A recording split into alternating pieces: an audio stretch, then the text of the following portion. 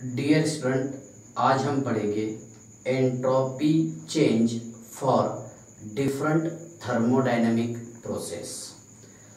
अलग अलग thermodynamic process के लिए एंट्रोपी में क्या चेंजेस होता है उसकी हम डिटेल स्टडी करेंगे। अब थर्मोडायनेमिक प्रोसेस, एक तो हम इरिवर्सिबल प्रोसेस के लिए एक इक्वेशन डिराइव करेंगे। उसके बाद में पढ़ेंगे हम क्या entropy change for isothermal process, isobaric process, adiabatic process और लास्ट पढ़ेंगे हम आइसोकोरिक प्रोसेस। ठीक है, फिर उसके बाद में entropy change in phase transition, जिसका इक्वेशन है delta S is equal to delta H by T. ये कैसा डिराइव होता इसका हम डिटेल स्टडी करेंगे। ठीक है, तो पूरे लेक्चर को शुरुआत से लास्ट तक के देखिएगा। देखिए, entropy change for different thermodynamic process. देखिए, इससे पहले लेक्चर में हमने पढ़े थे कि delta S is equal to okay D Q by T. सही है ना, यहाँ से हमने एंट्रोपी का यूनिट भी निकाले थे। लेकिन ये इक्वेशन कब था? जब यहाँ पर टेम्परेचर कांस्टेंट हो, if there is temperature remain constant, है ना। अगर टेम्परेचर वेरिएबल हो तो हमने एक इक्वेशन ये पढ़े थे, याद होगा आपको का, क्या D S is equal to D Q by T. Okay, अब देखिए इस इक्वेशन को अगर हम इंटीग्रेट करेंगे इस तरह, ओके, तो यहाँ पर डी एस का इंटीग्रेशन क्या हो जाएगा? Delta S is equal to integrate D Q by T. ध्यान से देखिएगा, ये इक्वेशन कब पता चला था हमारे को? जब टेम्परेचर वेरिएबल था, जब टेम्परेचर में चेंजेस आया था उस वक्त। Okay, means temperature is not constant. ठीक है, अब यहाँ पर देखिए कि मान लीजिए मैंने यहाँ पर एक ग्राफ ड्रॉ किया प्रेशर वर्सेस वॉल्यूम वाला।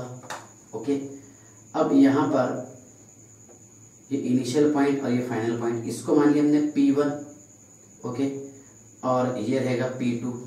ठीक है, मीन्स देखिए क्या गैसियस मॉलिक्यूल का प्रेशर P1 से लेकर के P2 तक के इंक्रीज हो रहा, तो उसी के साथ साथ वॉल्यूम इंक्रीज हो रहा V1 to V2, है ना।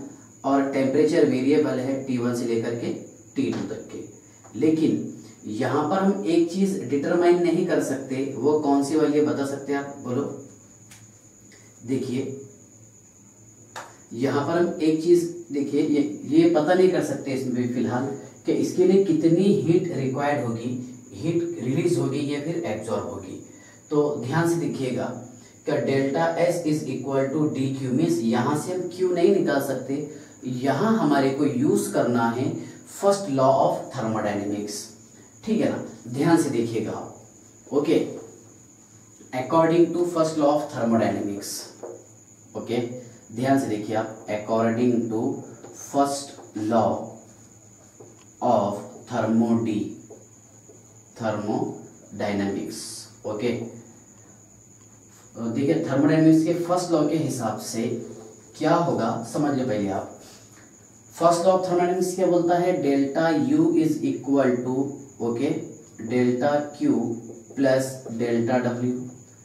और शॉर्ट चेंज कैसे करेंगे आप? D U is equal to D Q, यार डी डब्ल्यू चाहिए ना, plus D W. Okay, delta का कन्वर्जन हमने डी में कर दिए।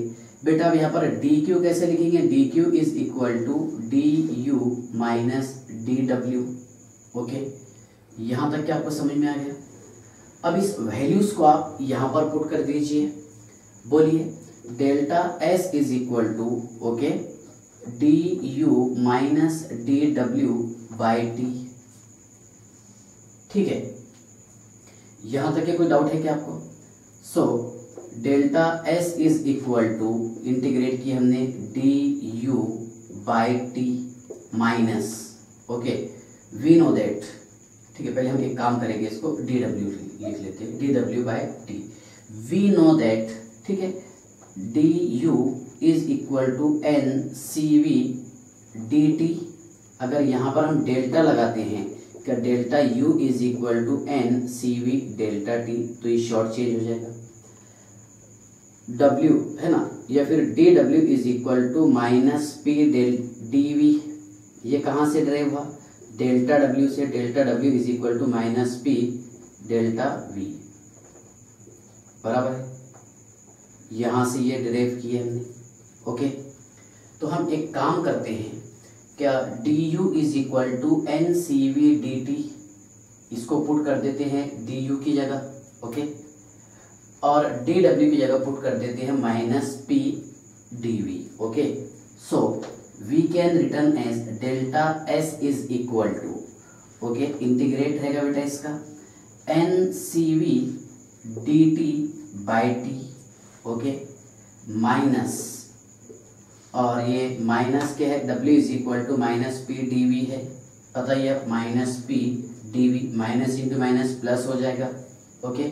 हम एक काम करते, इसकी कांस्टेंट वैल्यूज को बाहर निकाल लेते।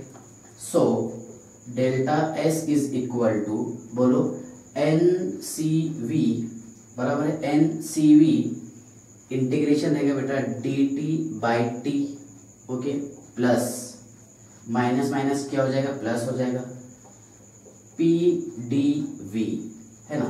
Since we know that P V is equal to N R T और P इज इक्वल टू, बताइए बेटा कैसे लिखेंगे आप, P is equal to N R T by V, okay sir, ऐसे लिखेंगे, हाँ ठीक है ना। तो एक काम करते हैं हम, देखिए यहाँ पर तो अपॉन टी आएगा ना, हमने इधर लिखेंगे, भूल दिए, by T as it is, ठीक है। यहाँ तक के बेटा आप समझ गए। अब P की जगह आप इन वैल्यूज को पुट कर दीजिए, बोलिए delta S is equal to N C V, है ना। अब ये यहाँ पर देखिए इसका इंटीग्रेशन लेंगे एल एन, ओके, कहाँ से कहाँ तक के रहेंगे, T1 टू T2 था, बराबर, T1 टू T2 प्लस, ठीक है, बोलो क्या रहेगा, N R T, okay, by V, और क्या रहेगा, D V by T, T से टी कैंसिल हो जाएगा, ओके। कैसे लिखेंगे बेटा इसको, delta S is equal to N C V, okay, यहाँ पर अपर लिमिट क्या है, L N T two minus, okay, L N T one, okay, plus N R, ठीक है ना, integrate D V by V, इसका इंटीग्रेशन क्या रहेगा, L N natural log. So delta S is equal to N C V L N T two by T one plus N R, okay, ये रहेगा बेटा L N, है ना, V2 ln V1, है ना, log of m minus log of n is equal to log of m upon n, ये formula use करेंगे। So delta s is equal to n C V, okay, ln t2 by t1 plus n r ln v2 by v1, ठीक है ना, यहाँ तक के समझ गया। अब यहाँ पर हम इसका log बेस 10 लेंगे तो क्या हो जाएगा, टेकिंग log बेस 10, ये ln हटा करके हम क्या लगाते, बोलो log बेस 10 लगाते हैं, कांस्टेंट वैल्यूज लगाते 2.303, ऐसे लिखते बेटा delta s is equal to 2.303 n C V log base 10 t2 by t1 plus n, हाँ प्लस, बोलो जल्दी से, plus 2.303, okay, 2.303 N R log base 10 V2 by V1। एक तो ये फॉर्मूला लिख सकते बेटा, या फिर according to Boyle's law, Boyle's law में क्या रहेगा बताइए, बॉयस लॉ में टेम्परेचर रिमेन कांस्टेंट रहता, ये डेरिवेशन आपको समझ में आ गया। चलिए देखिए, हाँ, according to Boyle's law P1 V1 is equal to P2 V2, okay, at temperature constant, बराबर। जब टेम्परेचर कांस्टेंट हो तो अब क्या रहेगा, देखिए according to Boyle's law, okay, P1 V1 is equal to P2 V2, है ना, टेम्परेचर रिमेन कांस्टेंट, है ना। So P1 by P2 is equal to V2 by V1, okay. अब एक काम करते हैं हम, V2 बाई V1 की जगह इस वैल्यूज को पुट अप कर देते हैं। बताइए delta S is equal to 2.303, delta S is equal to 2.303 N C V, ठीक है, N C V log base 10 T2 by T1 plus 2.303 N R okay log base 10 P1 by P2। और ये जो equation है बेटा, ये दोनों equation है फॉर इरिवर्सिबल प्रोसेस। कौन से प्रोसेस के लिए? इरिवर्सिबल प्रोसेस के लिए। याद रखना आपने, हमने हेडिंग क्या डाले थे कि entropy change for different thermodynamic process, मतलब ये इक्वेशन रहेगी स्पॉन्टेनियस प्रोसेस के लिए, बराबर ना। Delta S is equal to 2.303 N C V है ना log base 10 T2 upon T1 plus 2.303 N R log base 10 P1 by P2 या फिर V2 बाय V1, ठीक है ना। तो ये किसके लिए बेटा बताइए? फॉर इरिवर्सिबल प्रोसेस, ठीक है। मैंने आपको ये बताया क्या entropy change for different thermodynamic process. अब डिफरेंट थर्मोडायनेमिक प्रोसेस कौन कौन से हो सकते हैं? एक तो आइसोथर्मल प्रोसेस हो सकता है, एडियाबैटिक, आइसोकोरिक और आइसोबैरिक प्रोसेस। ओके, चलिए ध्यान से देखिए बेटा, ये नोट किया आपने? हाँ, चलो समझिए पहले आप अलग अलग थर्मोडायनेमिक प्रोसेस के लिए क्या इक्वेशन रहेगा, ठीक है ना।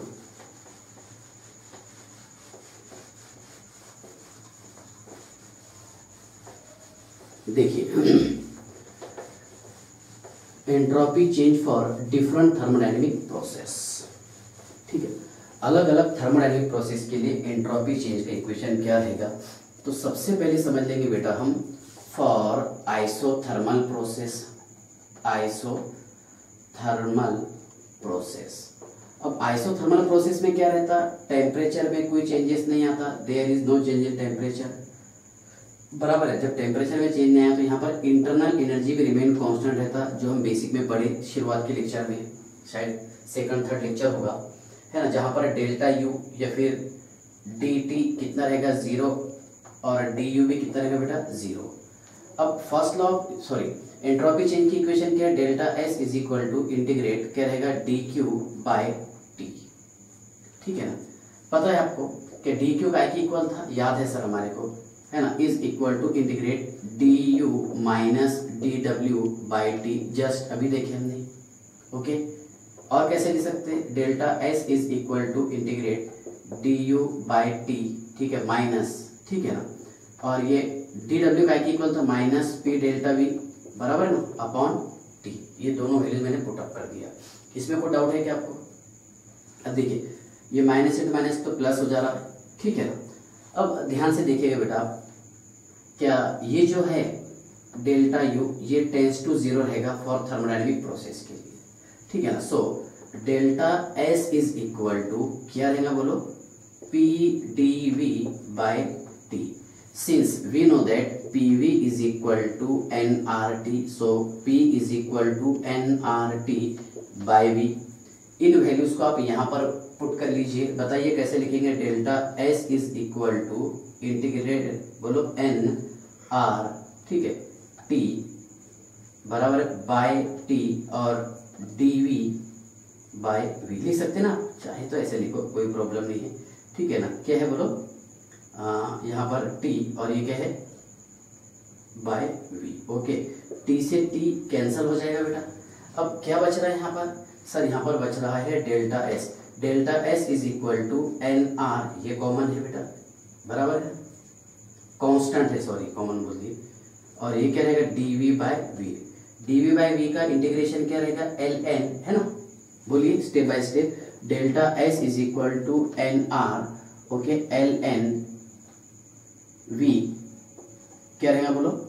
ये रहेगा बेटा v1 और ये v2। आप कैसे लिख सकते हैं इसे? Delta s is equal to N R, ठीक है, ln v2 minus v1, ln v1। So delta s is equal to N R, है ना, ln v2 by v1। Okay, और according to Boyle's law delta s is equal to N R ln, है ना, p1 by p2, दोनों में equation same है। Okay, ये volume के लिए और ये प्रेशर के लिए। और इसको अगर हम एक्सपांड करना चाहे, क्या टेकिंग लॉग बेस 10, अगर यहाँ पर इसका लॉग बेस 10 लेंगे बेटा तो कैसे लिखेंगे बताइए? सर यहाँ हम लिखेंगे delta s is equal to 2.303 N R log base 10 v2 upon v1, या फिर delta S is equal to 2.303 NR log base 10 P1 by P2। बस हो गया बेटा काम इसका। समझ में आ गया आपको? किसके लिए बताइए अभी? आइसोथर्मल प्रोसेस के लिए, ठीक है। इसके बाद देखिए फॉर एडियाबेटिक प्रोसेस, किसके लिए? For adiabatic process. अब एडियाबेटिक प्रोसेस के लिए क्या रहता बेटा? हीट में कोई चेंजेस नहीं होता, so delta S is equal to D Q by T means क्या हो जाएगा? Zero. Delta S there is no change in entropy, बराबर है ना, एडियाबेटिक प्रोसेस के लिए। इसके बाद में कौन से प्रोसेस के लिए पढ़ना है हमारे को? ये नोट कीजिए आपने। देखिए इसके बाद पढ़ना है हमारे को फॉर आइसोकोरिक प्रोसेस, है ना, the process in which volume of the system remain constant, है ना, dV इज इक्वल टू 0। एक इक्वेशन पढ़े थे हमने क्या? dQ is equal to n CV, और ये था बेटा dt, डेल्टा t से ड्राइव किया हमने dt, ठीक है ना। तो ये CV था, CV is equal to molar specific heat capacity at constant volume, बराबर है। डेल्टा टी क्या रहेगा? Change in temperature, dQ change in heat, और n क्या था? नंबर ऑफ मोल्स, बराबर है ना। यहां तक आपको समझ में आ गया? चलिए देखिए यहां लिखिए बेटा हमने delta S is equal to integrate dQ by T। So delta S is equal to dQ कितना है यहाँ पर बताइए? Integrate NCV dt by T, बराबर है ना। और कैसे लिखेंगे? चलिए ये लिखेंगे आपने, इसको थोड़ा क्लियर कर देता। देखिए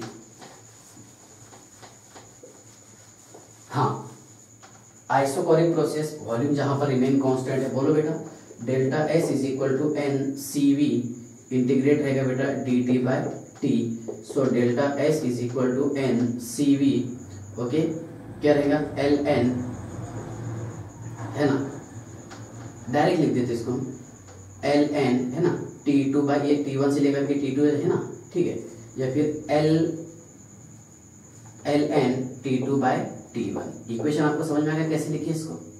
और इसका लॉग बेस 10 लेंगे अगर हम तो, और taking log base 10, so delta S is equal to 2.303 N C V, ठीक है, log base 10 T two by T one, log base 10 T two by T one. यहां तक आपको समझ में आ गया? तो ये इक्वेशन कब अप्लीकेबल है? कौन से प्रोसेस के लिए? फॉर आइसोकोरिक प्रोसेस, और डेल्टा इसकी इक्वेशन ये रहेगा 2.303 NCV, बराबर है ना, और log base 10 T2 by T1, ठीक है। अब सेम प्रोसेस ध्यान से देखिएगा, आइसोबैरिक प्रोसेस जहां पर प्रेशर रिमेन कांस्टेंट हो, ओके, सेम ऐसा ही टेक्निक है, बस यहां पर CV की जगह CP आ जाता। देखिए कैसा आएगा? फॉर आइसोबैरिक प्रोसेस, कौन से प्रोसेस के लिए है बेटा? बोलो आइसोबैरिक प्रोसेस, जिसमें प्रेशर में कोई चेंजेस नहीं होगा, है ना, प्रेशर रिमेन कांस्टेंट। बोलो कैसे लिखेंगे बेटा? D Q is equal to, ये इक्वेशन एन सी पी, और ये रहेगा डी टी, सही है ना।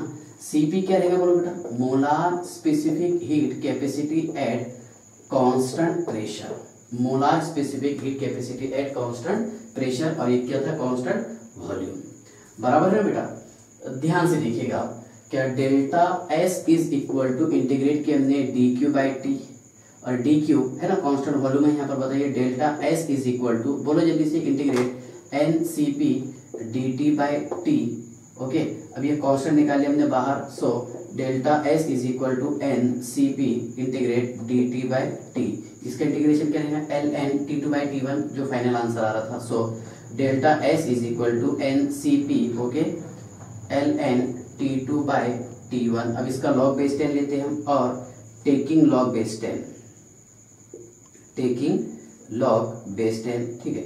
So delta S is equal to 2.303 N C P, okay, log base 10 T2 by T1, ये होगा बेटा इसका इक्वेशन, समझ में आएगा? Delta S is equal to 2.303, okay, N C P log base 10 T2 by T1। चलिए पॉज करके note कर लीजिए, इंपॉर्टेंट इक्वेशन है, मतलब ये दोनों तो सेम इक्वेशन हो गया आपकी।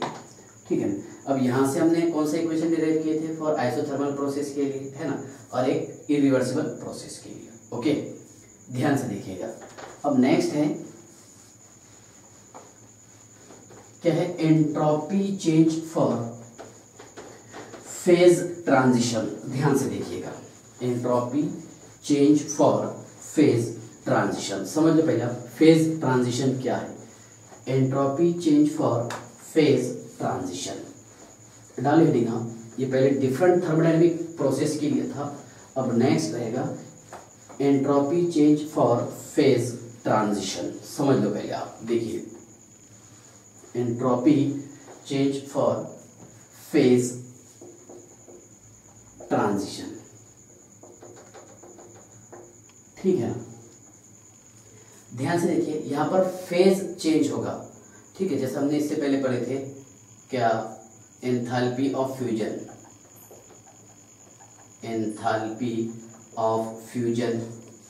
ओके, सेकंड वाला है बेटा इसमें एंथैल्पी ऑफ वेपराइजेशन,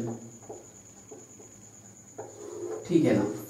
थर्ड है enthalpy of sublimation, enthalpy of sublimation, और एक है बेटा इसमें एंथैल्पी ऑफ ट्रांजिशन। क्या रहेगा, एंथैल्पी ऑफ ट्रांजिशन। देखिए एंथैल्पी ऑफ फ्यूजन क्या था कि यहाँ पर मैंने H2O 1 मोल लिया और H2O इसका लिक्विड में कन्वर्ट होना हुआ है ना। मीन्स 1 मोल सॉलिड को 1 मोल लिक्विड में कन्वर्ट करने के लिए जो एनर्जी, जो हीट रिक्वायर्ड होगी उसे हम एंथैल्पी ऑफ फ्यूजन कहते हैं, बराबर ना। मीन्स क्या रहेगा, क्या 1 मोल, कितने मोल है यहाँ पर, 1 मोल सॉलिड को 1 मोल लिक्विड में कन्वर्ट करने के लिए जो हीट रिक्वायर्ड होगी, जो एनर्जी रिक्वायर्ड होगी उसे हम एंथैल्पी ऑफ फ्यूजन कहते हैं। तो बेटा हमने यहाँ पर लिखे enthalpy of fusion is equal to the dQ, बराबर है ना। यहाँ तक क्या समझ गया। देखिए 1 मोल सॉलिड को 1 मोल लिक्विड में कन्वर्ट करने के लिए जो हीट रिक्वायर्ड होगी उसे हम एंथैल्पी ऑफ फ्यूजन कहते हैं। तो यहाँ पर इसका टेम्परेचर क्या रहेगा, मेल्टिंग वाला रहेगा temperature. So delta S is equal to क्या था, बोलो बेटा जल्दी से, dQ/T था sir. Okay, so delta S is equal to, delta S किसके लिए रहेगा, फ्यूजन के लिए, तो FUS लिख दे रहे हम। Okay, delta H fusion by T, और T क्या रहेगा बेटा, ये मेल्टिंग के लिए। T किसके लिए रहेगा, मेल्टिंग के लिए। एक इसके लिए बेसिक फॉर्मूला ये याद रखना आपने कि delta H is equal to delta H/T, बस ये याद रख लिया आपने, सारे फॉर्मूले आपको याद हो जाएंगे।